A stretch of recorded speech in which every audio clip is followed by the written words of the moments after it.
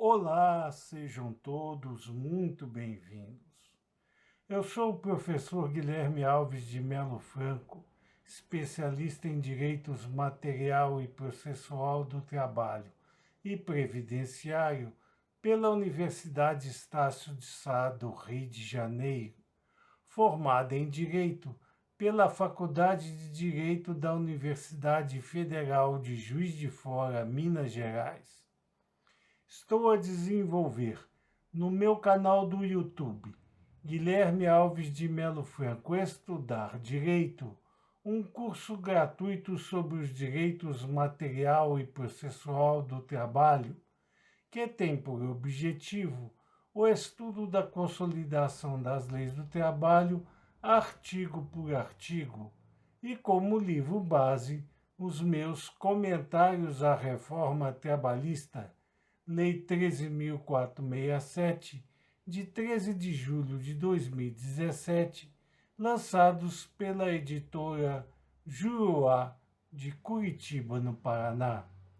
Essa é a nossa aula de número 271 desse nosso curso gratuito sobre os direitos material e processual do trabalho. E nela estaremos a desenvolver nossos entendimentos a respeito dos artigos 878-A, 879, 880, 881 e 882 da Consolidação das Leis do Trabalho, que tratam da execução de sentença. Nesse sentido, nos diz o artigo 878-A da Consolidação das Leis do Trabalho, que faculta-se ao devedor o pagamento imediato da parte que entender devida à Previdência Social, sem prejuízo da cobrança de eventuais diferenças encontradas na execução ex officio. Como nós vimos em nossas aulas anteriores, as cobranças das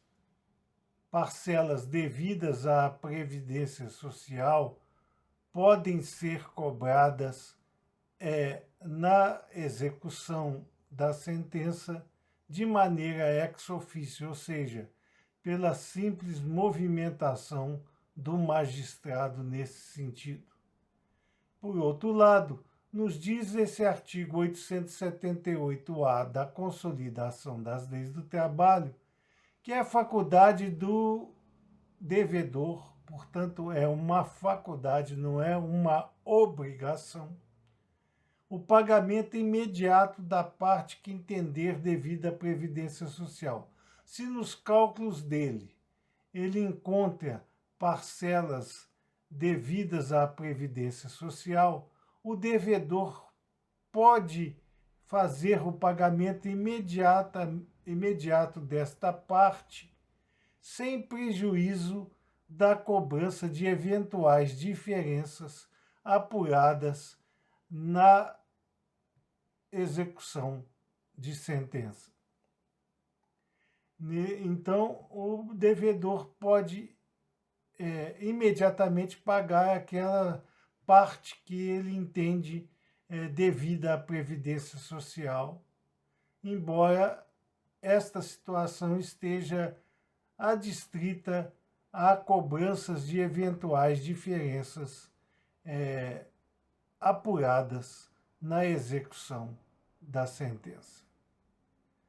Nos diz o artigo 879 da Consolidação das Leis do Trabalho, que, sendo ilíquida a sentença exequenda, ordenar-se-á previamente a sua liquidação, que poderá ser feita por cálculo, por arbitramento ou por artigos. Nesse sentido, há que se fazer um apêndice ao estudo da Consolidação das Leis do Trabalho, normalmente quando se tem em mente a sentença ilíquida. Tramita no Supremo Tribunal Federal um procedimento judicial que visa a decidir se as parcelas apresentadas na peça inaugural e portadoras, por obrigação legal da sua valoração, se essa valoração é considerada para os fins de prolação da sentença ou não. Se o Supremo Tribunal Federal entender que essa situação, ao apresentar a sua peça de inauguração, o reclamante trouxer, como é obrigatório atualmente, como já vimos em nossas aulas anteriores,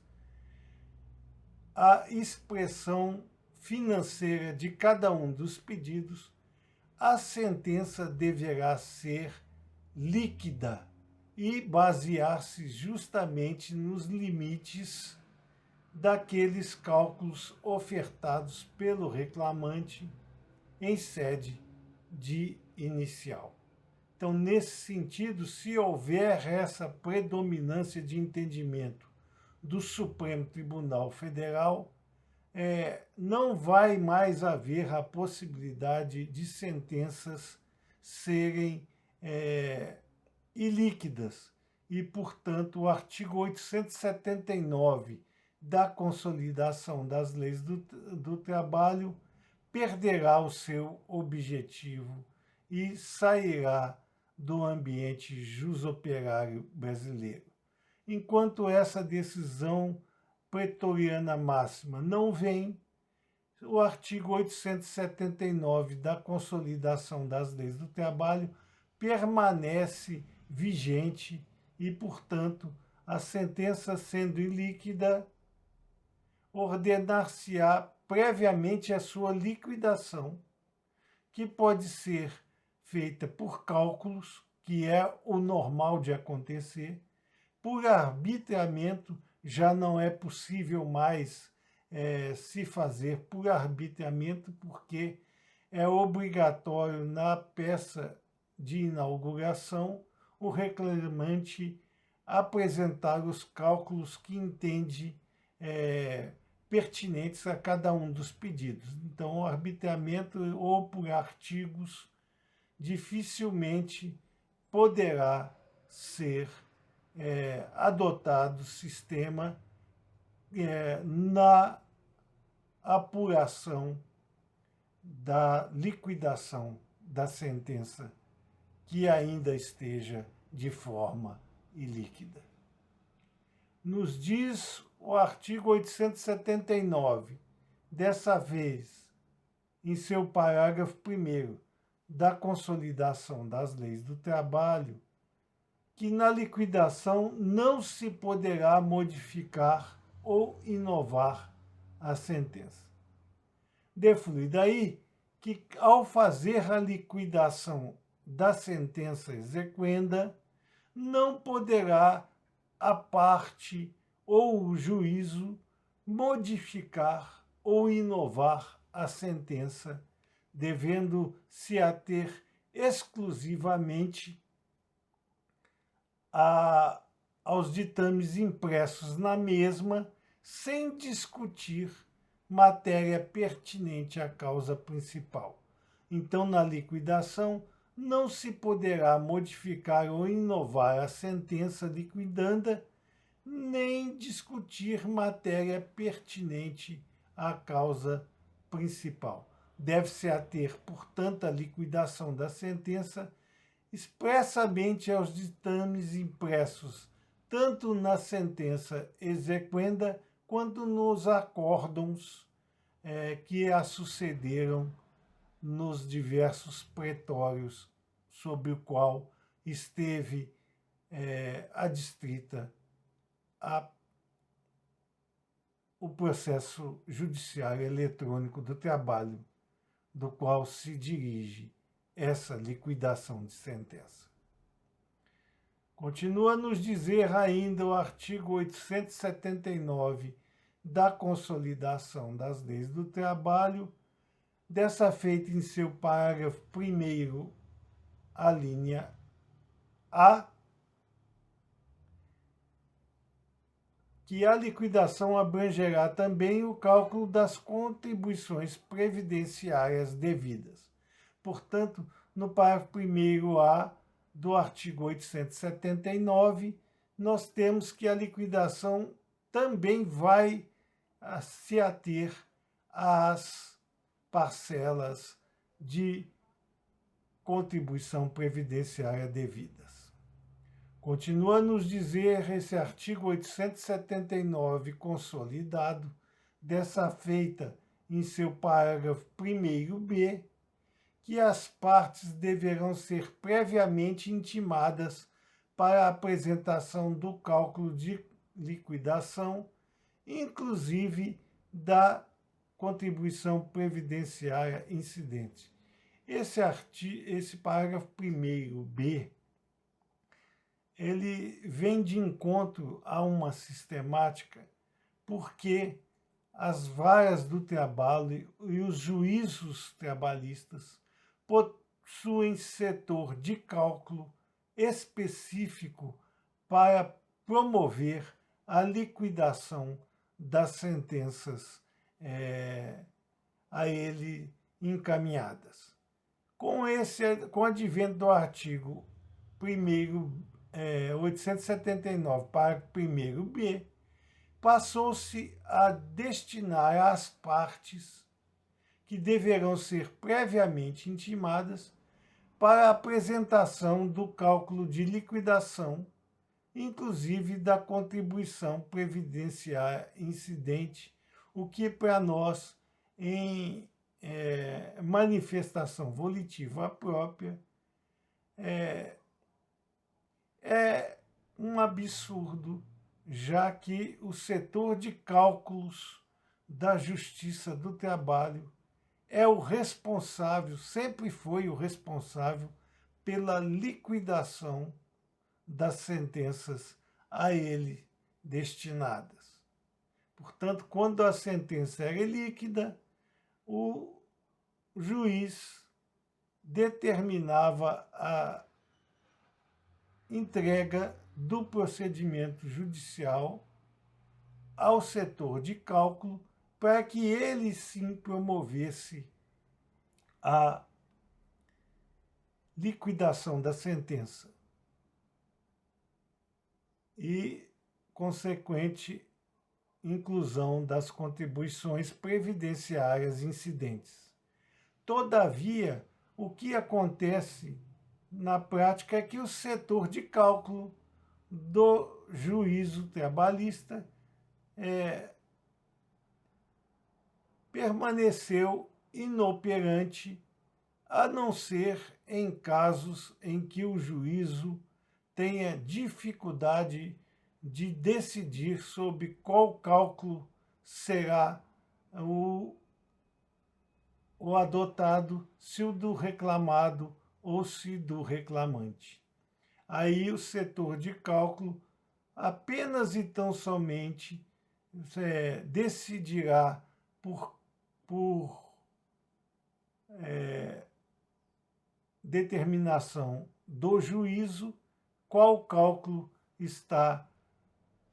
precioso para a liquidação ou se nenhum dos dois atinge os objetivos. Nesta feita, o setor de cálculo vai operar em nova liquidação da sentença. Isso é uma perda de tempo, porque se o processo tivesse sido entregue de imediato ao setor de cálculo da Justiça do Trabalho, haveria maior agilidade na execução das sentenças e na liquidação das mesmas. Mas continua a haver validez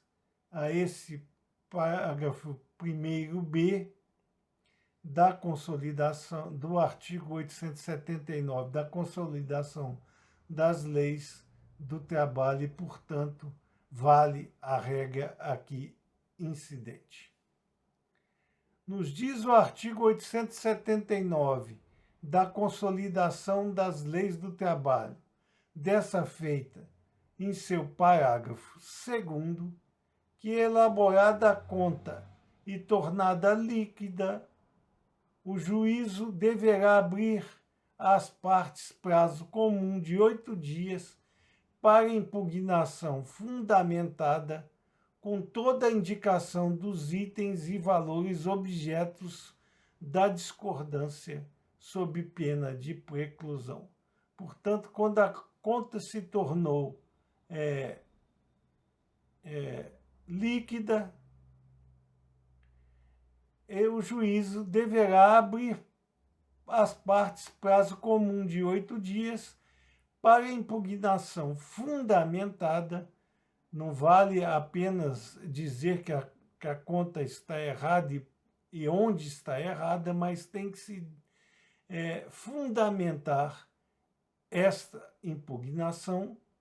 com toda a indicação dos itens e valores objetos da discordância, sob pena de preclusão. Então, se a parte não atender ao apelo do juízo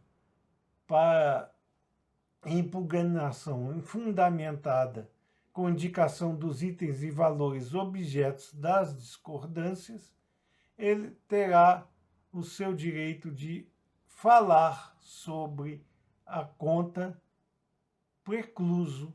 na forma desse parágrafo 2º do artigo 879 seletista. Nos diz ainda o artigo 879 da Consolidação das Leis do Trabalho, dessa feita em seu parágrafo 3º, que elaborada a conta pela parte ou pelos órgãos auxiliares da Justiça do Trabalho, o juiz procederá à intimação da União para manifestação no prazo de 10 dias, sob pena de preclusão. Então, no caso de elaborada a conta pela parte ou pelos órgãos auxiliares da Justiça do Trabalho, que são os setores de contabilidade das varas do trabalho ou dos tribunais, daí a nossa insurgência com relação à validez destes temas, porque se existem os órgãos auxiliares da Justiça do Trabalho, deveria ser aos mesmos destinadas as liquidações de sentença e não às partes. Mas, elaborada a conta pela parte ou pelos órgãos auxiliares da Justiça do Trabalho,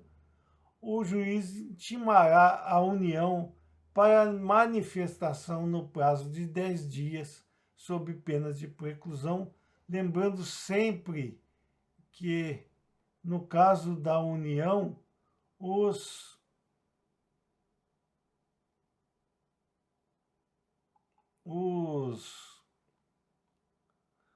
cálculos só serão a ela destinados se houver uma valoração da sentença acima de um teto previsto pela Loman e pela lei de instauração da União, da Procuradoria da União para manifestação no prazo de 10 dias, sob pena de haver também a preclusão. Nos diz ainda o artigo 879 da Consolidação das Leis do Trabalho, dessa feita em seu parágrafo 4º, que a atualização do crédito devido à Previdência Social observará os critérios estabelecidos na legislação previdenciária. Portanto, quando se tratar de crédito da Previdência Social, não se observará os critérios estabelecidos para a liquidação dos cálculos gerais da Justiça do Trabalho, mas sim aqueles critérios estabelecidos na legislação previdenciária para a sua atualização. Então, se tratando de crédito previdenciário, a atualização será feita com os critérios estabelecidos na legislação previdenciária. A atualização dos demais créditos observará os critérios da Justiça Especializada do Trabalho. Continua a nos dizer o artigo 879 da Consolidação das Leis do Trabalho, que nesta feita, através de seu parágrafo 5º, que o ministro de Estado da Fazenda poderá, mediante ato fundamentado, dispensar a manifestação da União quando o valor total das verbas que integram o salário de contribuição, na forma do artigo 28 da Lei 8.212, de 24 de julho de 1991, ocasionar perda de escala decorrente da atuação do órgão jurídico. Portanto, quando o valor total das verbas que integram o salário de contribuição, na forma do artigo 28 da Lei número 8.212, de 24 de julho de 91, ocasionar perda de escala decorrente da atuação do órgão jurídico, estará dispensada a manifestação da União mediante ato fundamentado que assim o determine. Nos diz ainda o artigo 879 da Consolidação das Leis do Trabalho, desta feita em seu parágrafo 6º, que, tratando-se de cálculos de liquidação complexos, o juiz poderá nomear perito para a elaboração e fixará, depois da conclusão do trabalho, o valor dos respectivos honorários, com observância, entre outros, dos critérios de razoabilidade e proporcionalidade. Vejam como é complexa a liquidação da sentença e como há fases nela que deveriam e poderiam ter sido excluídas, porque se os cálculos de liquidação forem complexos, o juiz poderá nomear o perito para a elaboração. Nesse sentido, se ele pode nomear um perito para fazer a liquidação, por que não ir imediatamente ou a esse parágrafo 6º ou a distribuição do feito ao setor de cálculos da Justiça do Trabalho? Isso seria extremamente mais rápido, mais ágil e estaríamos suprimindo grande parte das discussões que envolvem a liquidação das sentenças trabalhistas. O juiz, quando determinar a liquidação feita por perito, vai estabelecer os honorários do mesmo com observância, entre outros, dos critérios de razoabilidade e proporcionalidade. Então, os honorários serão estabelecidos dentro dos critérios da razoabilidade e proporcionalidade, quando, sendo estes observados, o juiz vai decidir sobre o trabalho feito e a quantidade de honorários devidos ao perito pela sua atuação. Continua a nos dizer o artigo 879 da consolidação das leis do trabalho, dessa feita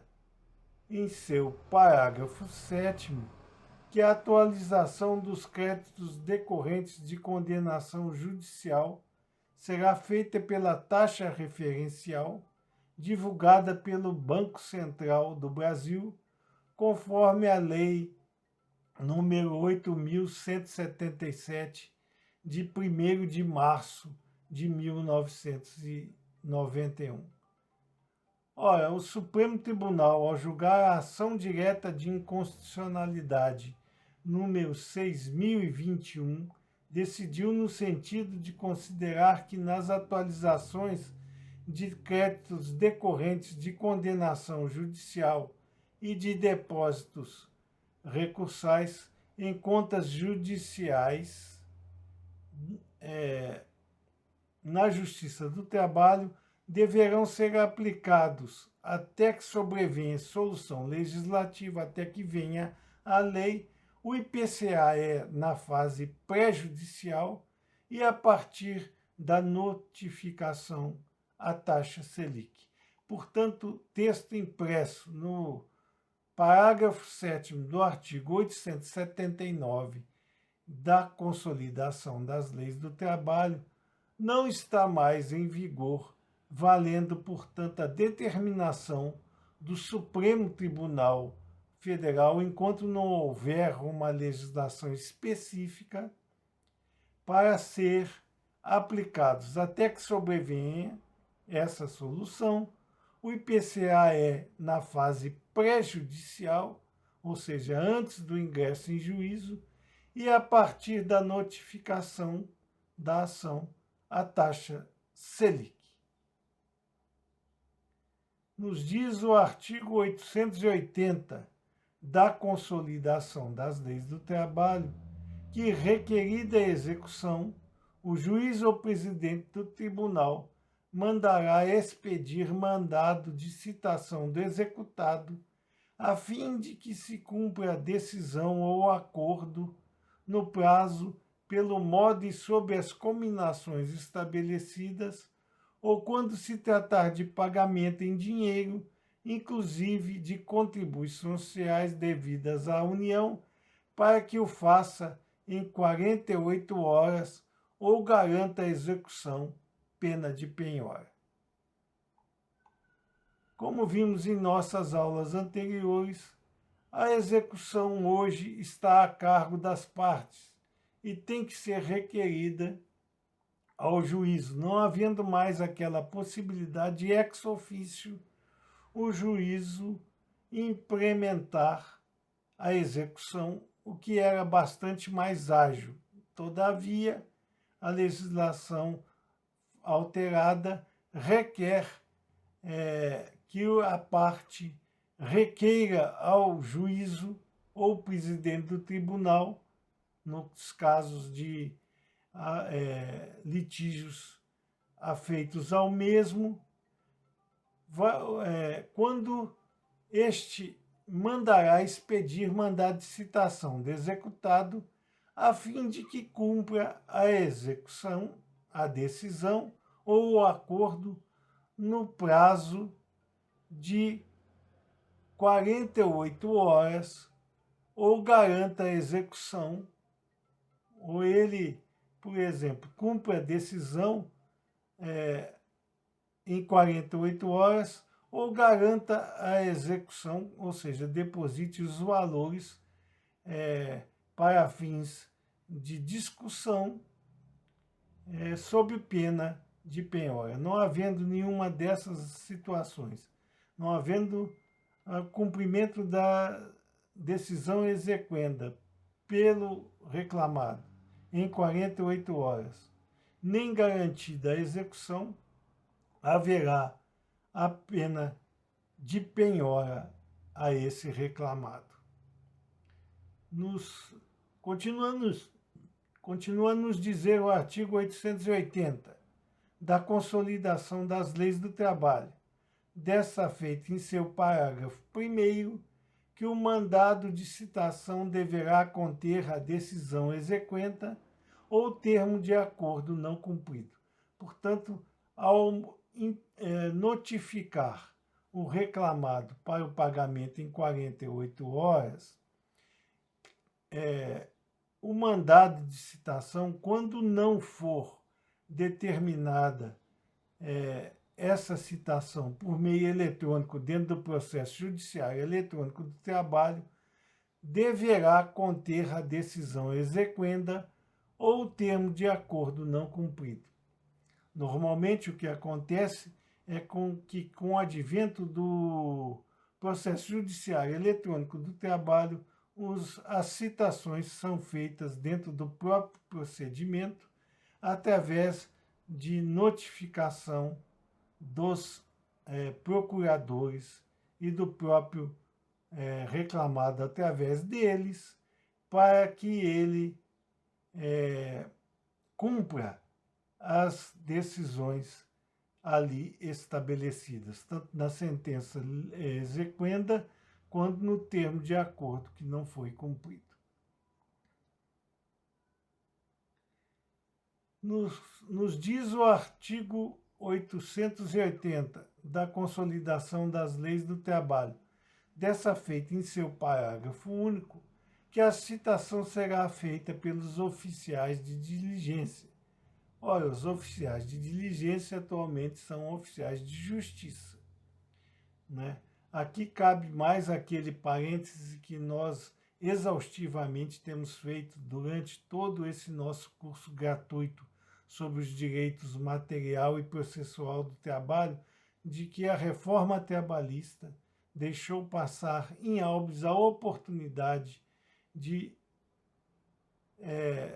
enxugar o texto seletista, retirando do mesmo aquelas situações que não têm mais aplicação no ambiente jusoperário brasileiro, ou mesmo atualizar esse texto para que situações como esta, do parágrafo 2º do artigo 880, que determina a citação pelos oficiais de diligência, não cause mais esta dúvida de quem seriam, na verdade, os oficiais de diligência, que atualmente são os oficiais de justiça, avaliadores da Justiça Especializada do Trabalho. Continua a nos dizer o artigo 880 da Consolidação das Leis do Trabalho,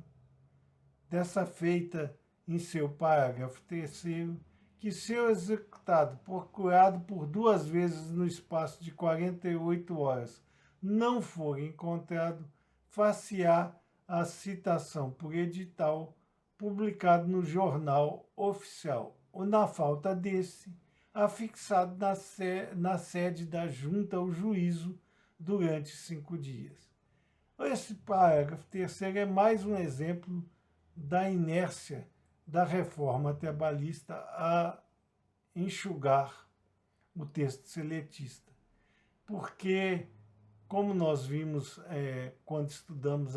agora há pouco, o parágrafo 2º desse mesmo artigo 880, as notificações aos reclamados serão feitas, no caso das execuções, através de seus procuradores no processo judiciário eletrônico do trabalho, não havendo mais a necessidade de utilização de oficiais de justiça avaliadores para esse mistério. Então, não vai ser o executado procurado por 2 vezes no espaço de 48 horas, não sendo encontrado, far-se-ando a execução por edital, publicado no Jornal Oficial, ou, na falta desse, afixado na sede da Junta ou juízo durante 5 dias. Cabe lembrar novamente que não existe mais o termo Junta de Conciliação e Julgamento, com a extinção do vogalato na Justiça Especializada do Trabalho. E, com relação ao juízo, dificilmente, como já vimos em nossas aulas anteriores, haverá ainda juízo de direito afeito à administração da Justiça do Trabalho pela própria determinação judiciária das varas do trabalho que atualmente abarcam a quase todos os municípios brasileiros. Nos diz o artigo 881 da Consolidação das Leis do Trabalho que, no caso de pagamento da importância reclamada, será esse feito perante o escrivão secretário, lavando-se termos de quitação em duas vias, assinadas pelo exequente, pelo executado e pelo mesmo escrivão secretário, entregando-se a segunda via ao executado e juntando-se a outra ao processo. Procedimento desse artigo 881, em seu caput, totalmente desnecessário atualmente com o advento do processo judiciário eletrônico do trabalho, que tudo isso se fará através do mesmo, não havendo mais lavratura pelo escrivão secretário de termo de quitação em duas vias, assinados pelo exequente e pelo executado e pelo mesmo escrivão ou secretário, entregando segunda via ao executado e juntando-se a outra ao processo, já que é obrigação do reclamado atualmente, com o advento do processo judiciário eletrônico do trabalho, apresentar ao processo as competentes guias de pagamento que ficarão à disposição do juízo na forma estabelecida por lei. Então, não há mais incidência desse artigo 881 em seu caput no ambiente jusoperário brasileiro. E a reforma trabalhista, repetimos ainda uma vez mais, perdeu a chance de atualizar o corpus seletista. Continua a nos dizer o artigo 881 da Consolidação das Leis do Trabalho, dessa feita em seu parágrafo único, que, não estando presente o exequente, será depositada a importância mediante guia em estabelecimento de crédito, oficial de crédito, e, na falta desse, estabelecimento bancário idôneo. Novamente a mesma situação, um parágrafo único, tal como o caput desse artigo 881, não tem mais valor no ambiente jusoperário brasileiro e não foi retirado do corpo seletista pela reforma trabalhista, por isso estamos a ter contato com o mesmo, apenas alertando que os estabelecimentos oficiais de crédito para depósito atualmente são a Caixa Econômica Federal e o Banco do Brasil. Nos diz o artigo 882 da Consolidação das Leis do Trabalho que é executado que não pagar a importância reclamada poderá garantir a execução mediante depósito da quantia correspondente atualizada e acrescida das despesas processuais, apresentação de seguro-garantia judicial ou nomeação de bens à penhora, observada a ordem preferencial estabelecida no artigo 835 da Lei 13.105, de 16 de março de 2015, que é o Código de Processo Civil. Aqui algumas observações. Como já dissemos em nosso estudo anterior, a importância poderá ser depositada pelo reclamado para simplesmente garantir a execução mediante depósito. E também pode ser que haja o pagamento da importância para encerrar-se a questão judicial. Mas sempre que o executado não pagar a importância reclamada, poderá ele, depositar para a garantia do juízo, ou mesmo apresentar seguro-garantia judicial, que é a forma hoje mais usual pelas empresas para garantia da execução, né? Sem que haja a necessidade imediata de ter-se a quantia, principalmente em quantias vultuosas, para o pagamento, para a garantia da execução, e nem que se tenha necessidade de oferecer bens à penhora. Então, normalmente, a garantia judicial é utilizada pelas grandes empresas e por aqueles que têm obrigação de pagar grandes quantias que não se pode ter de imediato. Ou pode ainda o executado nomear bens à penhora, observada a ordem preferencial estabelecida no artigo 835 do Código de Processo Civil, que nos diz que a penhora observará preferencialmente a seguinte ordem: em primeiro lugar, dinheiro em espécie ou depósito ou aplicação em instituição financeira.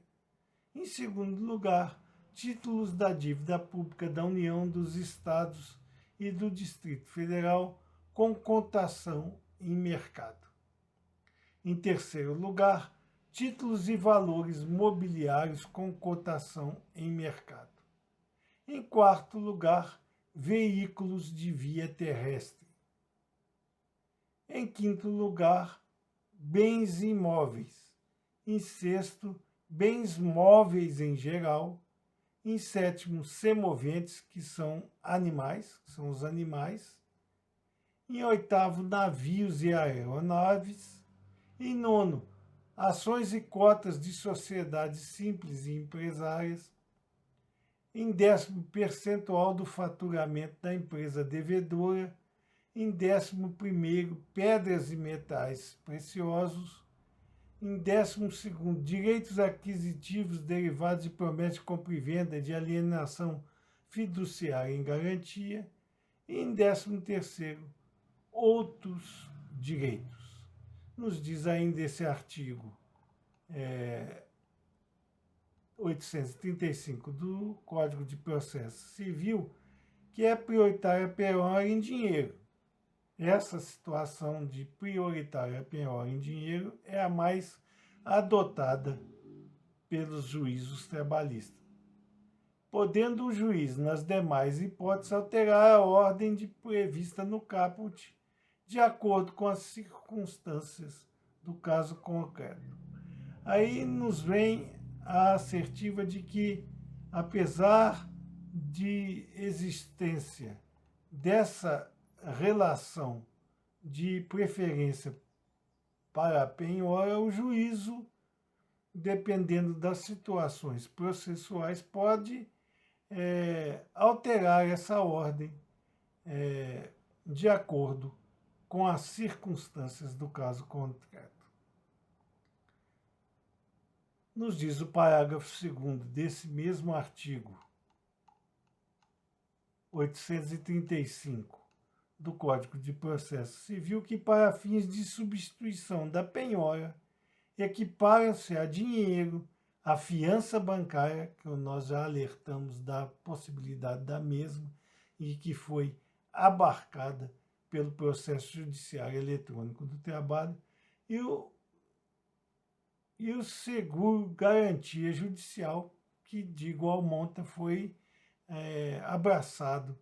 na condução do processo judiciário eletrônico do trabalho, podendo ser adotado uma destas duas hipóteses pelo executado,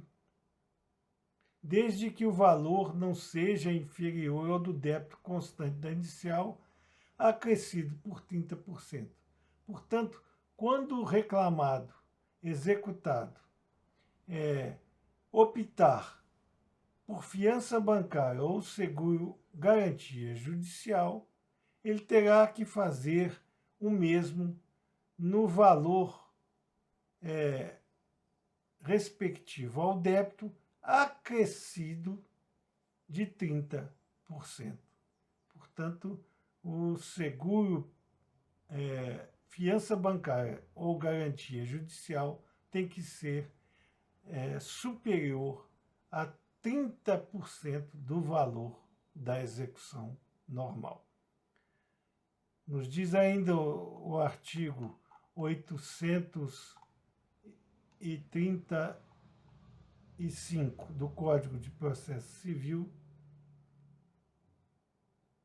desta feita em seu parágrafo 2º, que para fins de substituição da penhora, equiparam-se a dinheiro, a fiança bancária e o seguro garantia judicial. Portanto, a parte pode substituir a penhora a qualquer tempo por dinheiro ou fiança bancária, ou seguro garantia judicial, que vão ser equiparados a dinheiro, desde que o valor não seja inferior ao débito acrescido de 30%. Continua a nos dizer o artigo 835 do Código de Processo Civil, que, dessa feita em seu parágrafo 3º, que na execução de crédito com garantia real, a penhora recairá sobre a coisa dada em garantia, e se a coisa pertencer a terceiro garantidor, este também será intimado da penhora. Então, quando houver a garantia real do crédito, a penhora recairá sobre a coisa dada em garantia. E se essa coisa dada em garantia pertencer a terceiro garantidor, este também será intimado da penhora. Essas eram as considerações que gostaríamos de fazer a vocês nessa nossa aula de número 271, desse nosso curso gratuito sobre os direitos material e processual do trabalho. E aproveitamos a oportunidade para agradecer a todos vocês a presença nessas nossas aulas e concitar ainda uma vez mais àqueles que ainda não o fizeram, que se inscrevam no nosso canal e deixem seus likes nas nossas aulas, porque é através destas duas atividades simples que vocês estarão a nos propiciar a oportunidade de manter íntegro esse nosso curso gratuito sobre os direitos material e processual do trabalho, além de podermos distribuir o conhecimento aqui arregimentado ao maior número de pessoas possível. Muito obrigado a todos.